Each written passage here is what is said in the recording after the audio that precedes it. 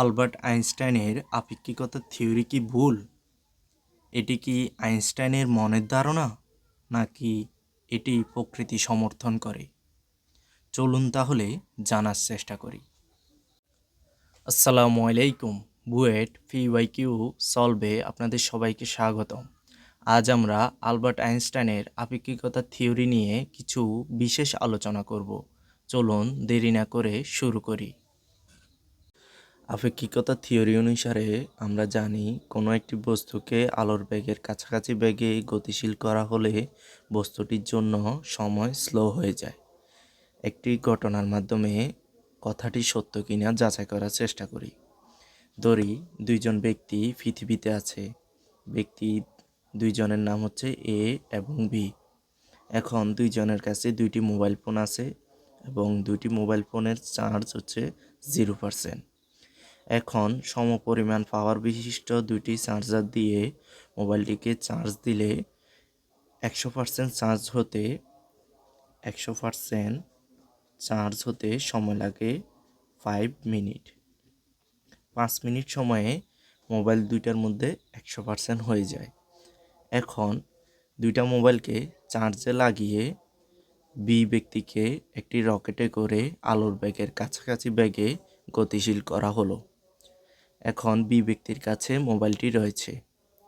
2 নম্বর মোবাইলটি বি ব্যক্তির কাছে রয়েছে। এখন যেহেতু বি ব্যক্তি গতিশীল, তার জন্য সময় স্লো হয়ে যাবে। এখন পৃথিবী থেকে কোনো একটি পদ্ধতিতে রিমোট কন্ট্রোলের সাহায্যে বি ব্যক্তিকে 5 মিনিট পর পৃথিবীর সময় অনুসারে 5 মিনিট পর ফিরিয়ে আনা হলো। আমি আবারও বলছি, পৃথিবীর সময় অনুসারে বি ব্যক্তিকে 5 মিনিট পর পৃথিবীতে ফিরিয়ে আনা হলো।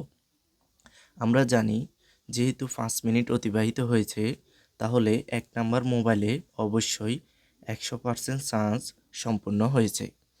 কিন্তু দ্বিতীয় ব্যক্তিটি যেহেতু আলোর বেগের কাছাকাছি বেগে গতিশীল ছিল, তার জন্য সময় স্লো হয়ে গিয়েছে, যে কারণে তার ঘড়িতে হয়তো 4 মিনিট কিছু একটা সময় সেকেন্ড অতিবাহিত হয়েছে, যে কারণে তার মোবাইলে সম্পূর্ণ 100% চার্জ হয় নাই, হয়তো 85% চার্জ সম্পূর্ণ হয়েছে। তো পৃথিবীতে আনার পর মোবাইলটিকে বি ব্যক্তি দেখবে 85% চার্জ সম্পূর্ণ হয়েছে, কিন্তু পৃথিবীতে থাকা লোকদের অনুযায়ী যেহেতু 5 মিনিট সময় অতিবাহিত হয়েছে, তারা দ্বিতীয় মোবাইলটিতে দেখবে 100% চার্জ সম্পূর্ণ হয়েছে।